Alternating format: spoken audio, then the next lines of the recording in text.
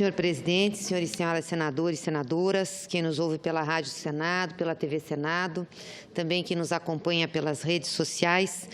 Eu não poderia falar hoje, tenho vários temas que eu quero abordar, mas não poderia falar hoje sem mencionar o dia de ontem aqui em Brasília, a grande manifestação que nós tivemos aqui em favor das diretas para suceder esse governo falido que já terminou e também contra as reformas que atentam aos direitos do povo brasileiro e dos trabalhadores.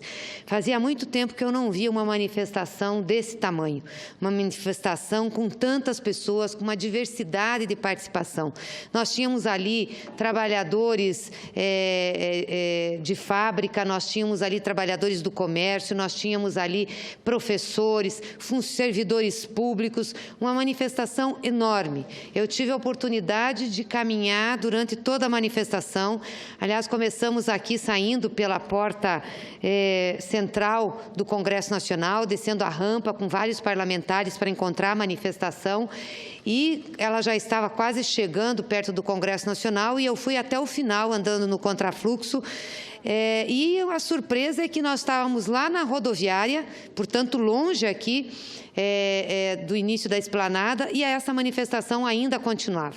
As centrais sindicais, as associações representativas de trabalhadores, da sociedade civil. Então foi uma manifestação muito forte, muito contundente, um recado muito claro a esse governo que está aí e ao Congresso Nacional de que a população brasileira não aceita as reformas que estão tramitando aqui e que quer uma solução para a crise que nós temos hoje no Brasil, que atinge esse presidente que está de plantão lá no Palácio do Planalto, que a solução é por via de eleição direta. A população está cansada de acordos, de conchavos, de acertos de cúpula.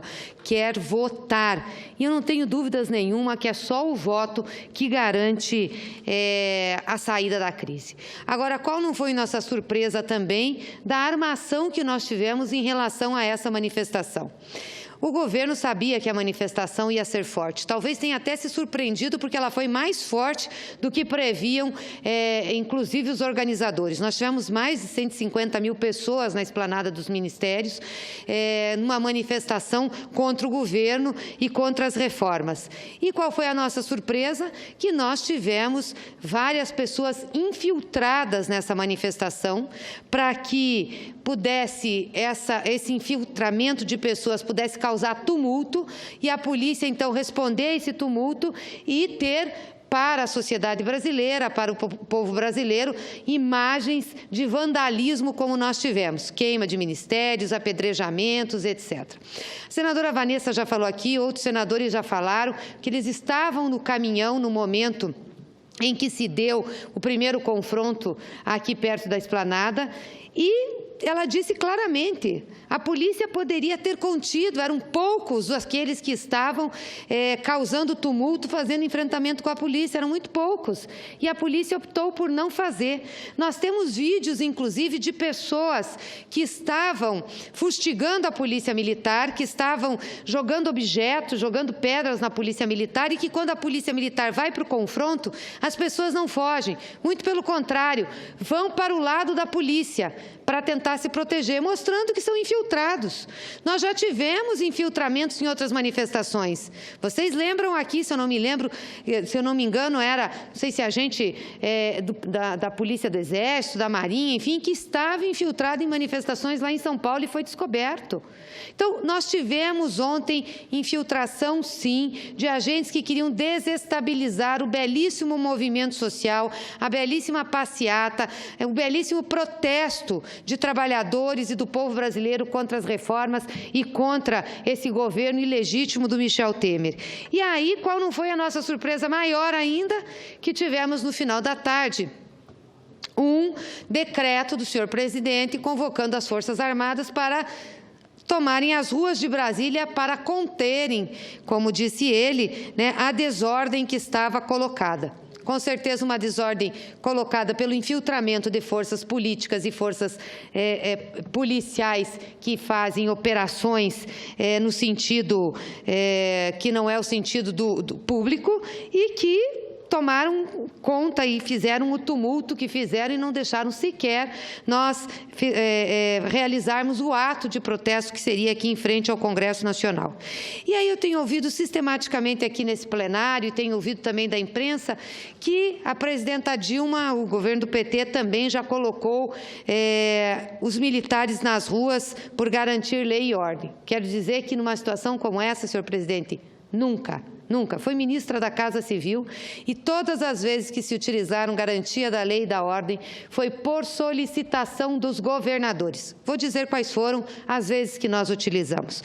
Nos grandes eventos, e que teve uma reunião com todos os governadores, que eles solicitaram para que tivesse uma GLO preventiva, e não que as Forças Armadas fossem para as ruas, mas que ficassem de prontidão, porque se acontecesse alguma coisa em relação aos grandes eventos, elas pudessem atuar. Então, foi uma solicitação coletiva dos governadores aonde a gente ia ter os eventos, sejam os eventos da Copa do Mundo, sejam os eventos preparatórios para as Olimpíadas. E isso está registrado, está aí. Foi feita uma ata, inclusive, dos governadores. E as Forças Armadas não atuaram na repressão, ficaram de prontidão. Por que elas ficaram de prontidão? Porque os governadores reconheceram que a força de segurança pública era insuficiente para, se tivesse tumultos, inclusive atos de terrorismo naqueles momentos, elas fazerem frente à violência. A próxima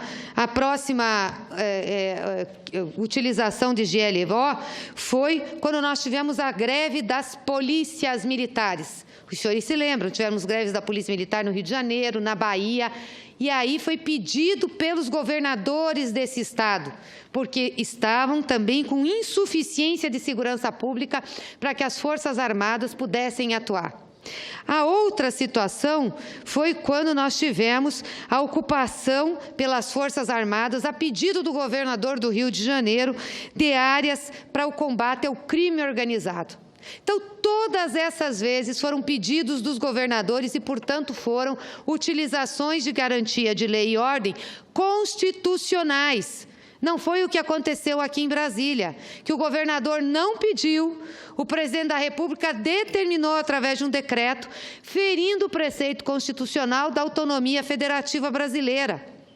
E outra, o governador não disse que as forças eram insuficientes e não pediu ajuda para o governo federal. E quero deixar claro, mas muito claro aqui, em nenhum momento das manifestações de 2013, em nenhum momento das manifestações de 2013, julho de 2013, foi decretado garantia de lei e da ordem pelo governo federal. Nós não colocamos o Exército nas ruas, as Forças Armadas nas ruas. E os senhores lembram o tamanho da manifestação, inclusive manifestação na frente desse Congresso, que atravessou o lago, que veio para cima do Congresso Nacional, e nós não colocamos os militares. Foi a Polícia do Distrito Federal, com o auxílio da Força Nacional de Segurança Pública, vou repetir de novo, com auxílio da Força Nacional de Segurança Pública, que não tem as Forças Armadas, é que deu conta de fazer a segurança naqueles eventos. Aí eles disseram, não, mas tinha Forças Armadas no Palácio do Planalto e tinha no Itamaraty. É importante os senhores saberem que é legal a Marinha tomar conta do Itamaraty e o GSI, que é o Gabinete de Segurança Institucional, portanto, das Forças Armadas, tomar conta do Palácio do Planalto. E a Força de Segurança Nacional tomar conta do Ministério da Justiça. É assim que funciona por lei. E que estava funcionando ontem também. Então, vamos parar de dizer que o governo do PT, o governo da presidenta Dilma, utilizou GLO, colocou militares na rua para fazer segurança ou fazer enfrentamento com movimentos sociais, com movimentos reivindicatórios da sociedade, mesmo tendo distúrbios como tiveram ontem, e nós tivemos nesses movimentos. Não colocou. O máximo que foi utilizado foi a Força Nacional de Segurança Pública, que também tinha que ser pedida pelos governos locais. Então, para a gente deixar bem claro aqui, nós não tratamos reivindicações sociais, nós não tratamos os movimentos sociais com força policial dessa monta. Não criminalizamos os movimentos sociais. Isso é um país democrático. Nós aprendemos a viver na democracia. E nós temos forças policiais nos estados e também com a Força Nacional de Segurança Pública capaz de deter distúrbios como nós tivemos ontem. Aliás, nós tivemos pela internet vinculação de imagens com o Ministério pegando fogo, que não eram do Ministério pegando fogo. As imagens divulgadas para dizer que era do Ministério pegando fogo era do Instituto Nacional de Seguridade Social do ano passado, que pegou fogo e que não foi por nenhuma manifestação.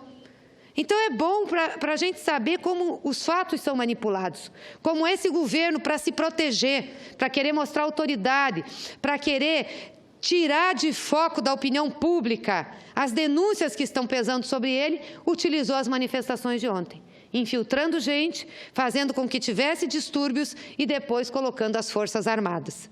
Mas isso não prevalece, porque o barco da verdade não afunda. Ele pode balançar bastante, mas afundar ele não afunda. E ele revogou o decreto hoje porque não tinha justificativa. E vou dizer mais, porque as Forças Armadas também não aceitam isso. Aliás, tem já manifestação do general Vilas Boas dizendo já da falta de conversação interna no governo sobre a medida tomada ontem. As Forças Armadas não são para fazer policiamento de rua, nunca gostaram de fazer isso, e não é o papel que eles têm. Então, para deixar bem claro isso, que nós nunca utilizamos garantia de lei e da ordem, nunca utilizamos as forças de segurança nacional, são as Forças Armadas, para fazer esse enfrentamento a movimentos sociais ou para fazer enfrentamento a distúrbios decorrentes de manifestações. Em segundo lugar, queria dizer também do momento grave que nós vivemos. O senador Paulo Rocha já colocou essa situação do Pará, que 10 pessoas foram mortas. Eu também relatei outras situações que nós tivemos. E hoje nós também tivemos uma situação muito ruim lá em Curitiba, onde a sede do PT sofreu o seu quarto atentado. Foi uma tentativa de incêndio à sede, de invasão. Falei já com o nosso presidente eleito lá, o ex-deputado doutor Rosinha, já está tomando as providências necessárias, inclusive junto à polícia, chamou uma coletiva de imprensa, soltou uma nota. Esse tipo de atentado não combina com a democracia. É de gente intolerante, que não conhece a história de lutas que tem o povo brasileiro e que tem o Partido dos Trabalhadores. E se essa gente está achando que vai nos intimidar, esqueça, não vai nos intimidar. Nós enfrentamos a ditadura militar, nós já enfrentamos situações mais complexas nesse país. Não é com atos assim que vai nos intimidar. E que nós vamos apurar e vamos chegar, sim, aos responsáveis. Até porque nós temos as fitas de vídeo das câmaras de segurança da sede. Então, não vão nos intimidar.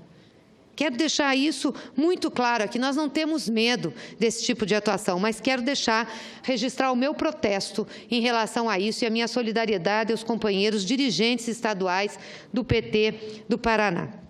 E, por último, eu quero falar sobre a tramitação malfadada desta reforma trabalhista que nós estamos vendo no Senado.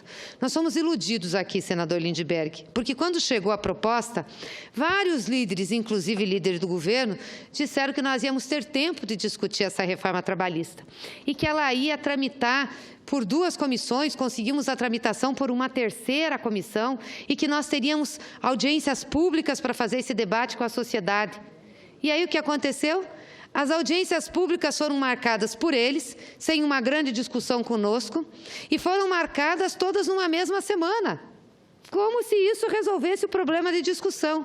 E na CAI, que é uma das discussões mais importantes, porque se refere ao impacto da economia, o impacto que a gente tem na vida das empresas e dos trabalhadores, estão fazendo um pedido de urgência, não, porque eles não fizeram, disseram que não iam fazer e não fizeram, mas estão fazendo um rito de urgência sem ter aprovado um decreto. O que aconteceu na CAI essa semana é um desrespeito ao povo brasileiro. E não adianta os senadores vir aqui dizer, não, porque teve briga. Estou cansada de ver briga dentro desse Congresso Nacional, cansada de ver briga dentro desse plenário da Câmara. E muitas vezes ocasionados por eles, que eram oposição ao governo Dilma, ao governo PT, ao governo Lula. Quantas vezes não fizeram Aqui, brigas, quantas vezes não quiseram sair no braço? Aí lá da cá e agora se fazem como vítima. A violência foi contra o povo trabalhador. Não leu o relatório, dá como lido, fraudando a ata e as notas taquigráficas de uma reforma, de um projeto de lei, que é um projeto de lei com uma gravidade imensa em cima do direito das pessoas, gente. Nós não estamos falando de um projeto de lei simples, nós estamos falando de um código que trata do direito dos trabalhadores. Com que legitimidade faz isso? Fraudam uma ata e uma nota taquigráfica para ganhar prazo regimental? Eu queria avisar aqui que não vai ser fácil na terça-feira naquela Comissão de Assuntos Econômicos. E não vem de chororô, não. Nós não vamos aceitar fraude. Não vamos aceitar fraude contra o direito dos trabalhadores. Não vamos aceitar fraude contra os direitos do povo. Nós vamos brigar. Se tem uma coisa aqui que nos faz brigar, é o direito dos trabalhadores. Por isso nós fazemos política. Concedo uma parte, senador Lindbergh. Senadora Gleisi, eu fico impressionado nessa discussão da reforma trabalhista, porque o centro todo são os trabalhadores mais pobres. 71% dos trabalhadores no Brasil ganham até 2 salários mínimos. Tem um ponto aqui que é extremamente perverso. É a figura do trabalhador autônomo exclusivo. Porque hoje você pode ser autônomo. Você trabalha para várias pessoas. Só que agora não.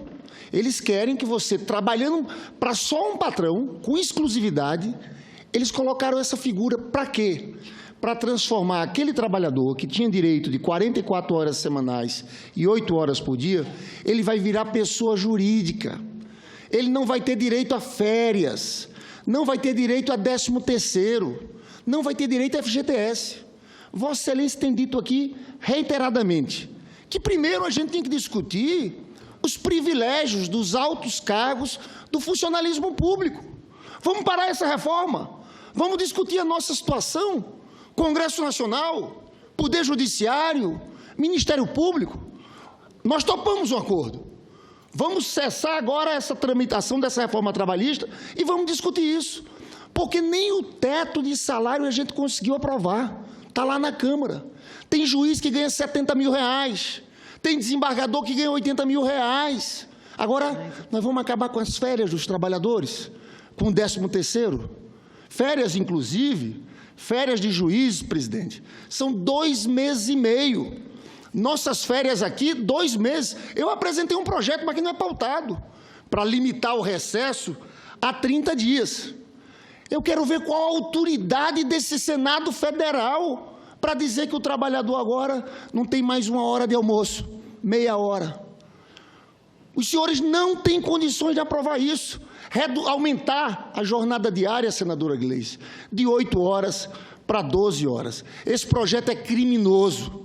Se existisse vergonha na cara nesse parlamento e nesses senadores, nós pararíamos imediatamente a tramitação dessa matéria. Iríamos discutir os altos salários do funcionalismo público. Esse aqui está todo mundo de olho fechado. Ninguém quer discutir.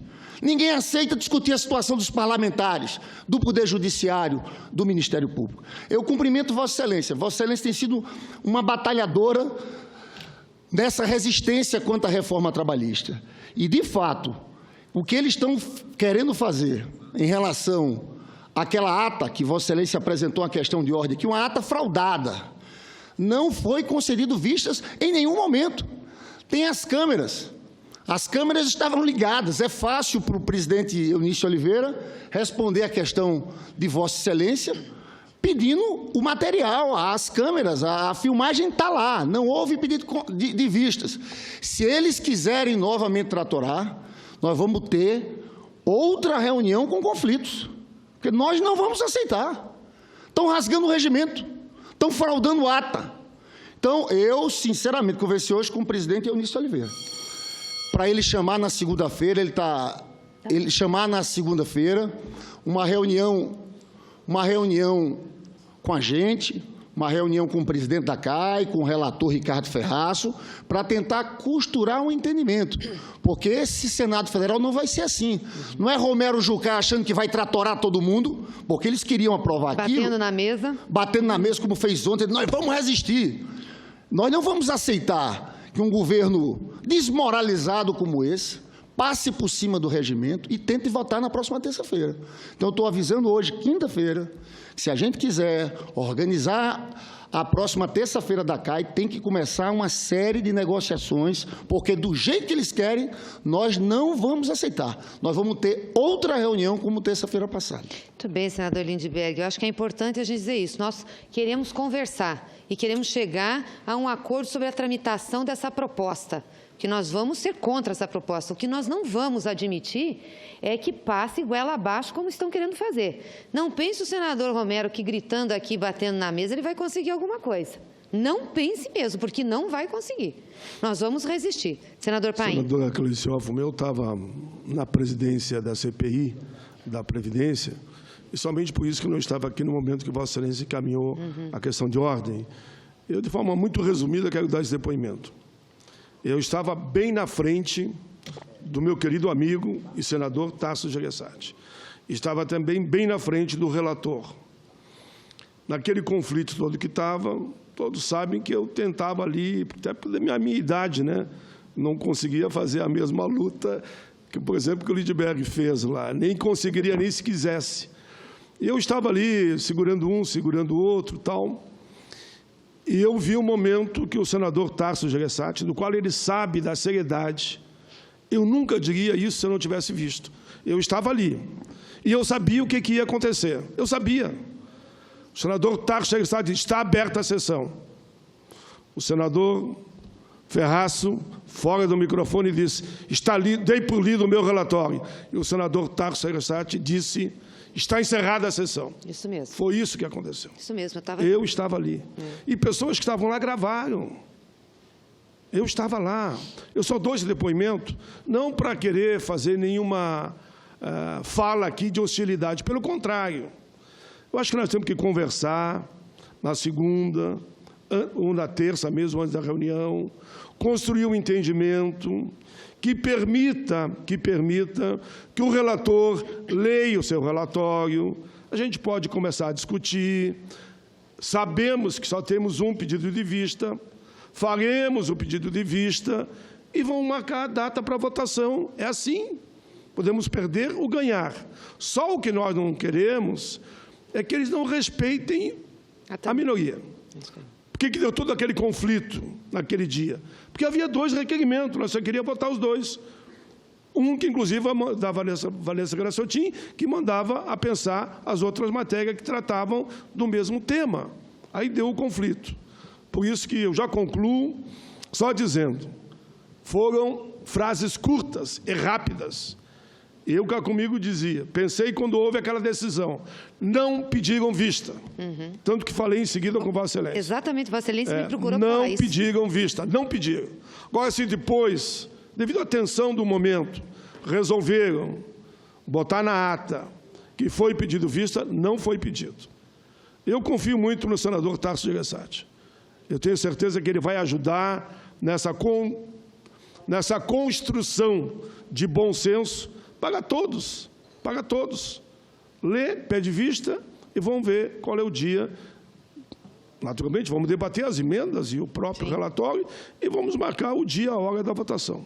Era isso. Parabéns a Vossa Excelência. Obrigada, senador Paim. É o mínimo que nós estamos pedindo aqui, aliás, que se cumpra o regimento, né? Agora, é bom deixarmos claro, se não for para ter essa tramitação normal, nós também vamos fazer a resistência aqui dentro. Nós não vamos deixar que os trabalhadores, não vamos ficar mansos e vendo os trabalhadores ter seus direitos retirados.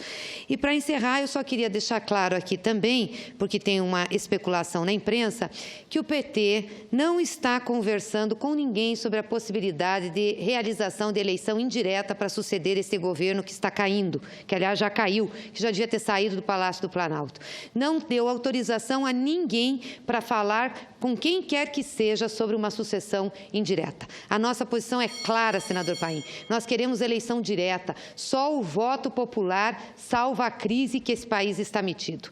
Mas eu fico pensando por que tem tanta fofoca na imprensa querendo essa saída da indireta. Porque o pessoal está vendo crescer o movimento pelas diretas. Nós vamos ter um comício agora, um ato mandato no Rio, que vai ser grandioso, não tenho dúvidas disso, e vai ter pressão sobre essa casa. Aí aqueles que estão acostumados a sempre resolver os problemas do Brasil nos pequenos grupos e sempre com interesses deles, estão começando a se movimentar e querem incluir o PT nesse tipo de converscote e conversa. Nós conversamos com todo mundo, mas não vamos nunca conversar sobre ter uma sucessão aqui por eleição indireta. Nós queremos diretas, nós queremos o voto popular para salvar esse país da crise. Muito obrigada.